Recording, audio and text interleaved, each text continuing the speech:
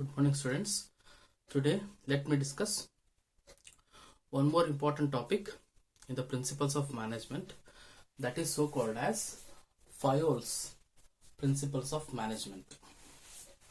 So, speaking about the brief introduction of the Fayol, Fayol was well known as French management theorist,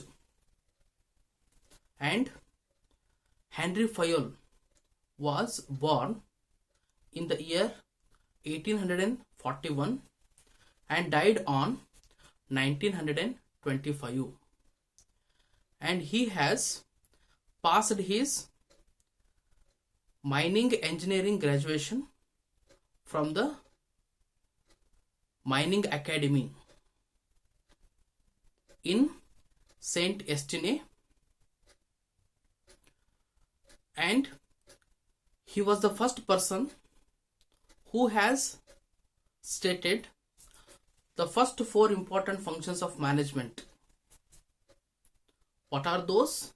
Those are planning, organizing, directing, as well as the controlling. And as far as the Henry Fayol is concerned, he was also called as father of general management.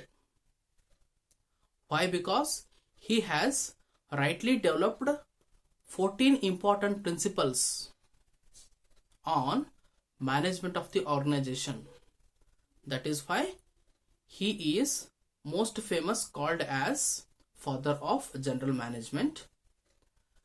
And these are the 14 important principles which has been suggested by the Henry Fayol. And now let me discuss all those principles one by one. The first principle of Henry Fayol is the division of work. Division of work in the sense, the work must be divided into smaller tasks or smaller jobs, and each piece of work is going to be assigned to skillful as well as the efficient workers. And just by doing this kind of division of work, actually the companies are going to attain the specialization of the work, and apart from that they are going to achieve the efficiency and effective output also. That is why if you see this kind of principle, this principle has been adopted by majority of the business organization to various work profiles also, and even this principle can be applied to the technical as well as the managerial work also. That is why to the present context of business organization, it is one of the most suitable as well as the relevant principle, that is so called as division of work.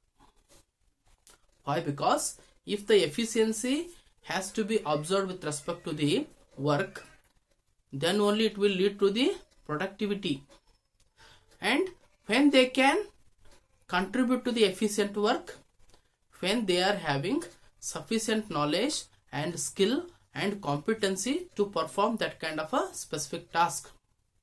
That is why what organizations are going to do, the big work is going to be so divided into the smaller piece of work or smaller piece of the task also.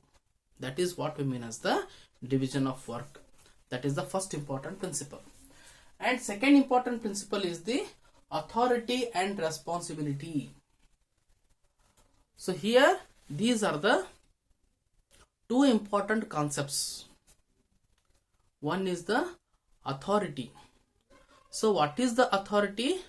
Authority is nothing but it is the right to give orders and to obtain the obedience from the subordinates. What superiors are going to do? They are going to give the orders. in the form of directions, so as to assign any kind of the work to the subordinates, the superiors are going to use this kind of a authority. That is what we mean as authority.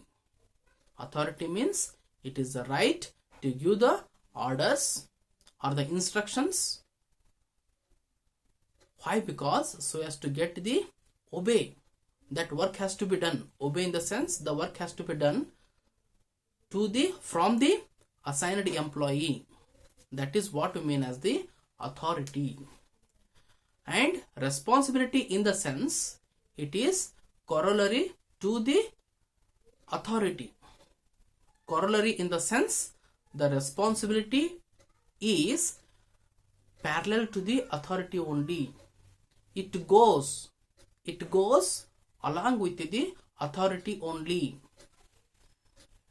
Why? Because when a person is performing any kind of the responsibility, first what management is going to do? Management is going to give the sufficient authority to perform that responsibility. That is why the responsibility will go side by side along with the authority only.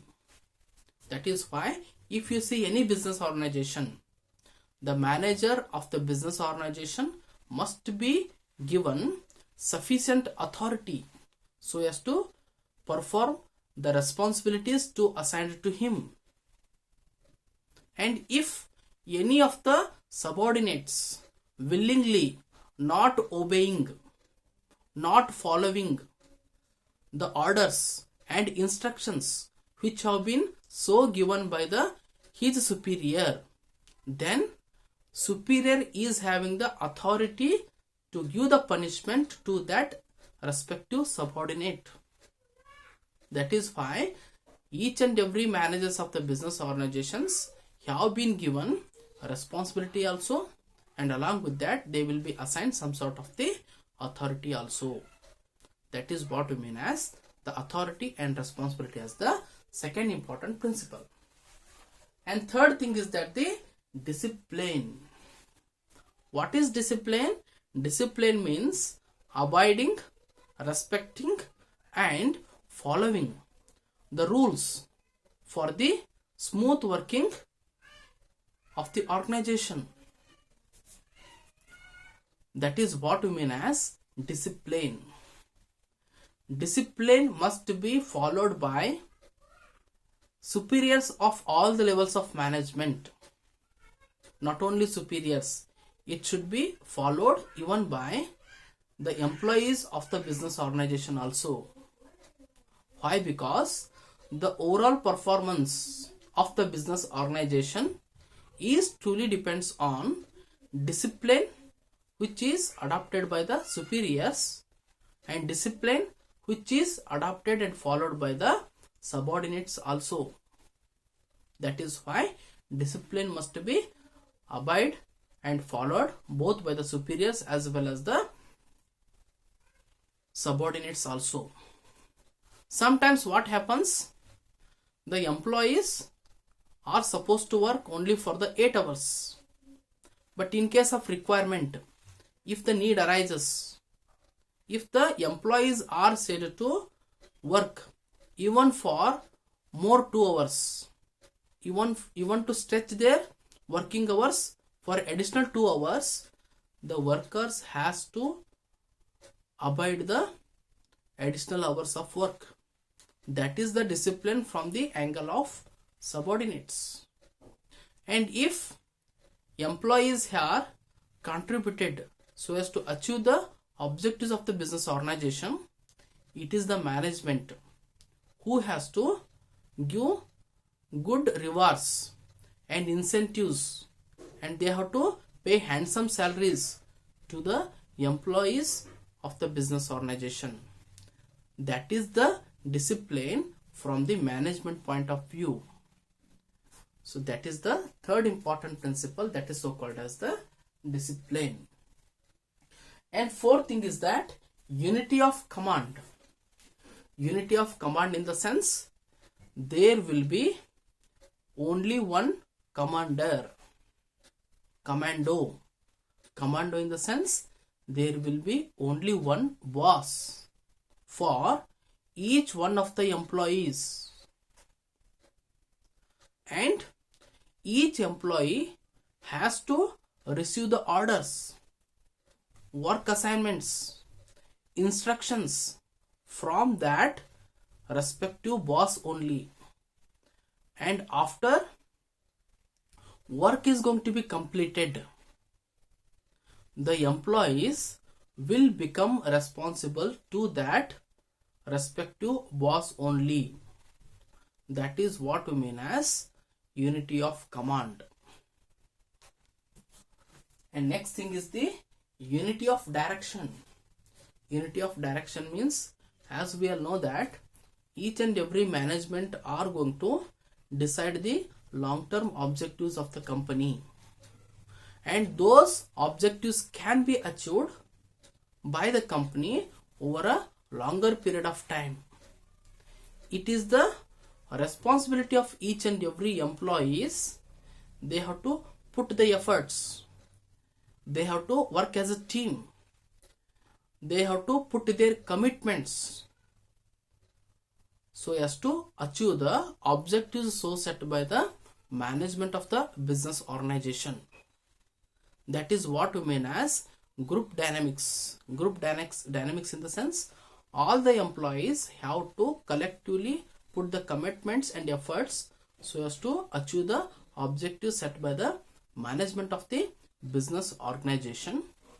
So here unity of direction in the sense direction is nothing but the objective set by the business organization, and objectives can be achieved by employees of the companies when they are going to show the superior performance, when they are going to act as a team, when they are going to collectively put the efforts and commitments, then only they are going to collectively achieve the objectives of the organization.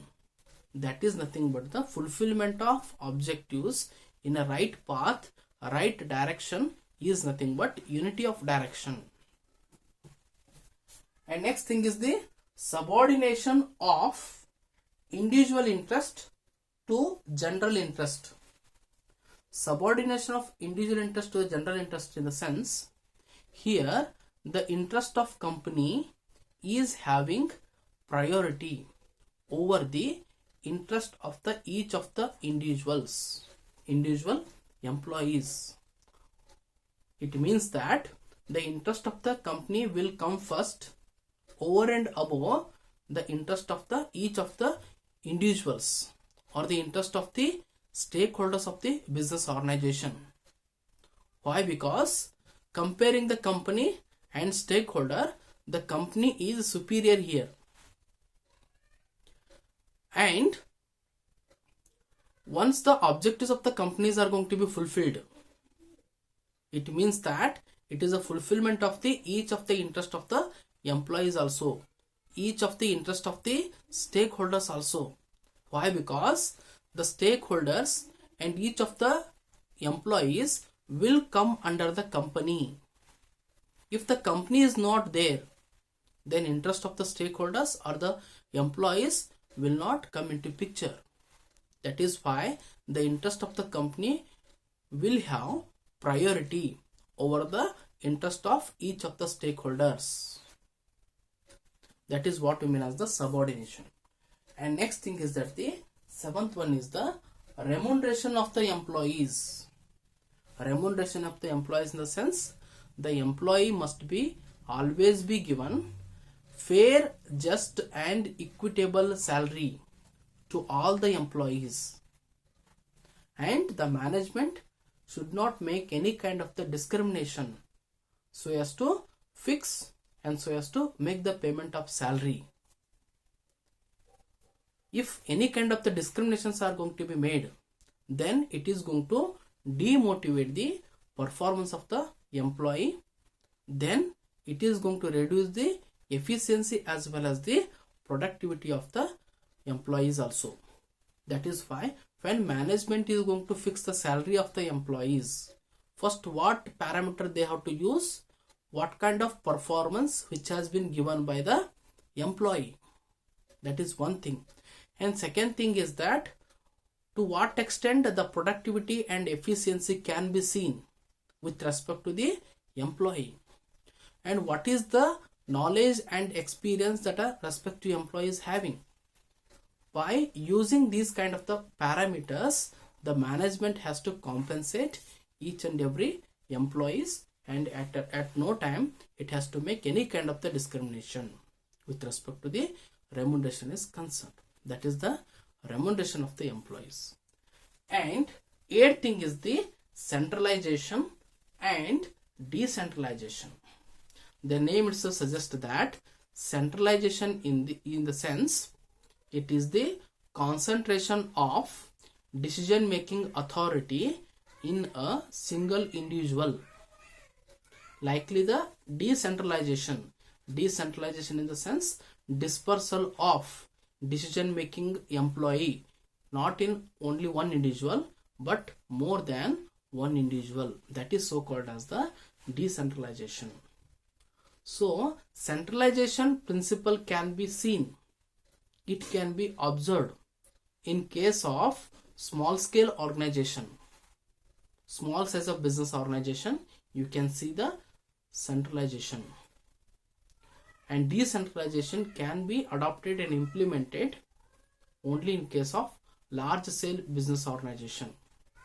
Why? Because there will be many number of the employees, there are many positions, and there will be having the weightage of authority as well as the responsibility. That is why each separate department manager will be given separate decision making authority only. That is what we mean as centralization and decentralization. And next thing is the scalar chain.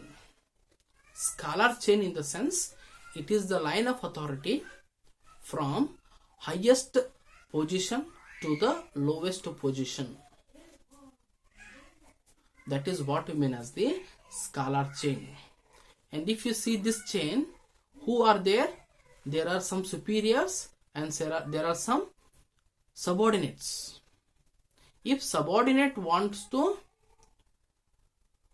contact any kind of the superiors, they have to follow this line of authority, this line of ranking in respect of the positions.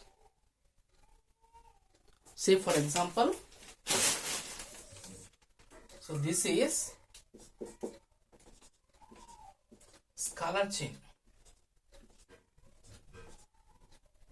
This is the scalar chain. So these are the position.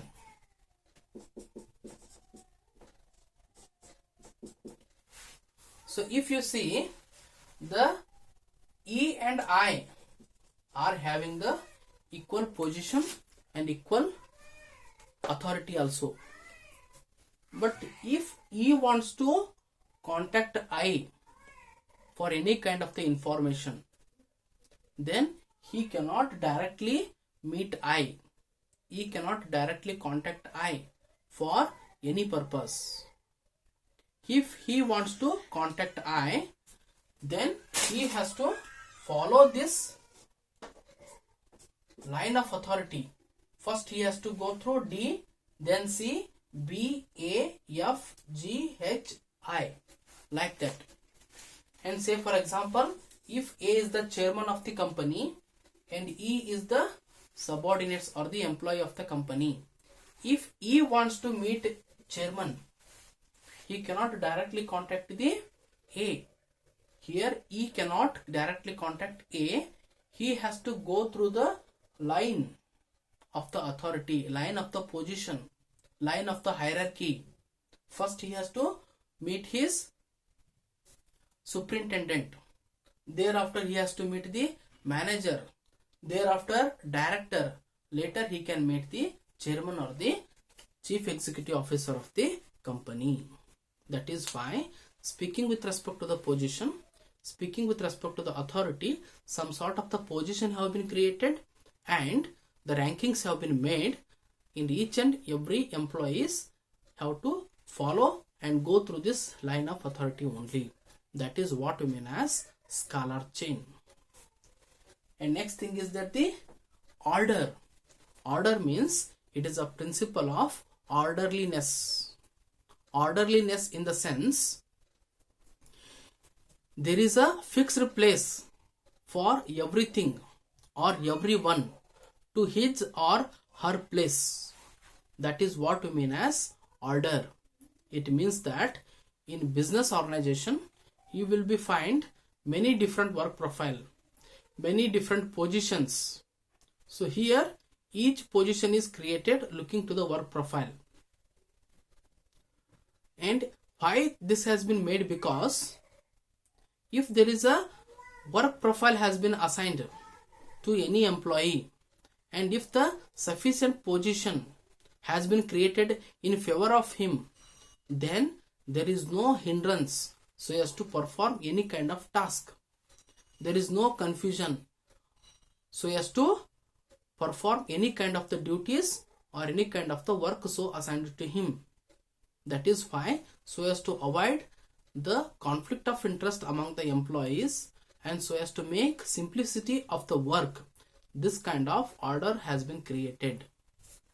That is the 10th important principle. And 11th one will be the equity.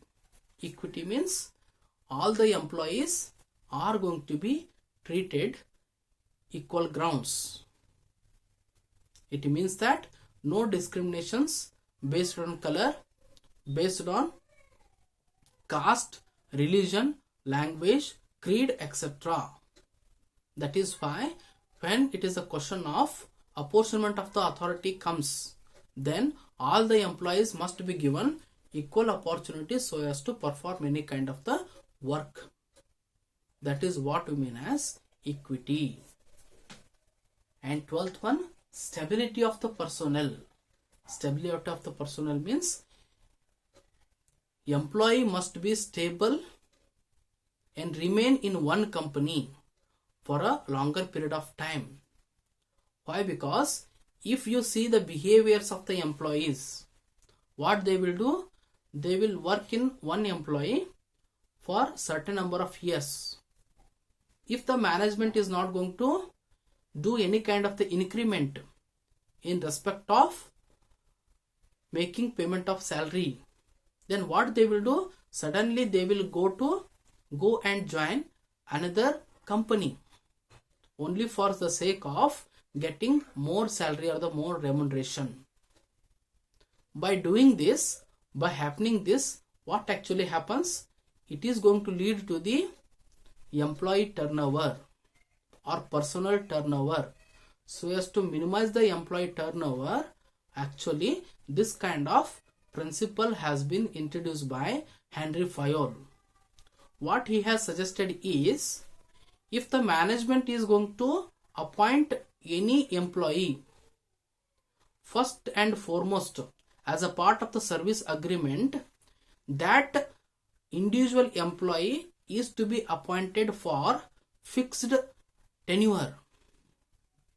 And if you want to expect the superior performance, then you should give him sufficient opportunity so as to increase his efficiency as well as the productivity.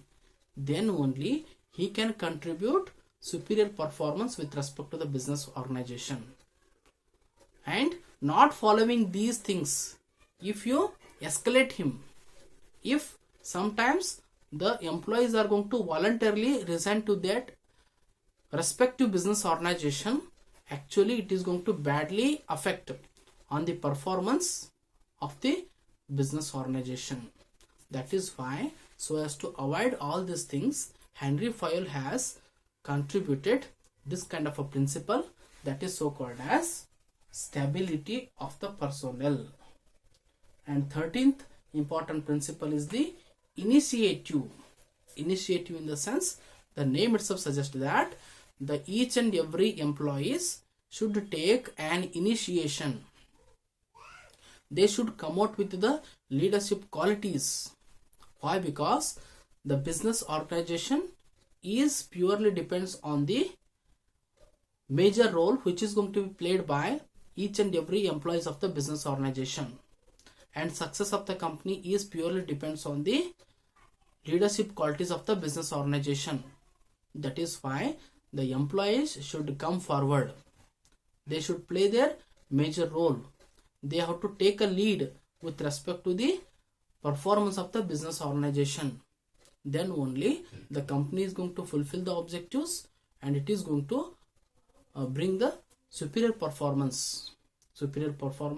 That is why always employees should take an interest and participation at the time of development of the plans, and they should contribute so as to bring improvement with respect to the performance of the business organization.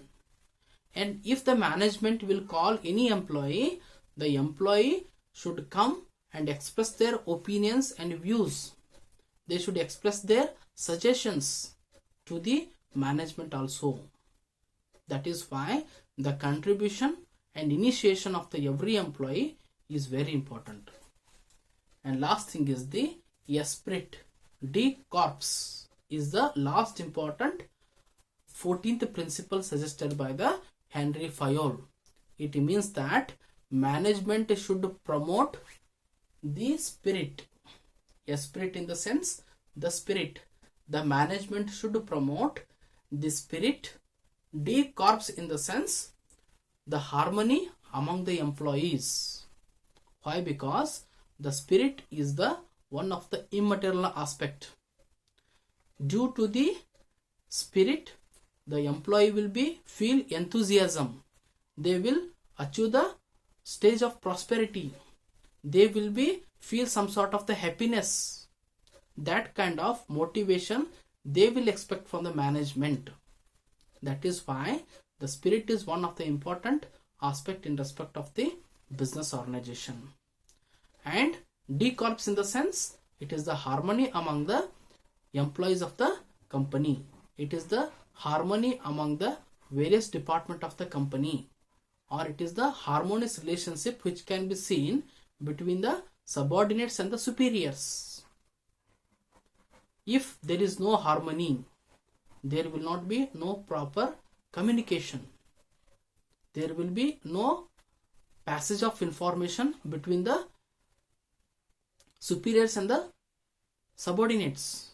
And if there is no harmony, automatically the conflict of interest, automatically disputes are going to arise.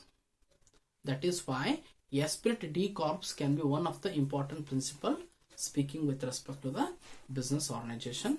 So these are the some important principles which have been developed by Henry Fayol. Okay, please go through the discussion, and with this I am going to conclude the discussion. Thank you.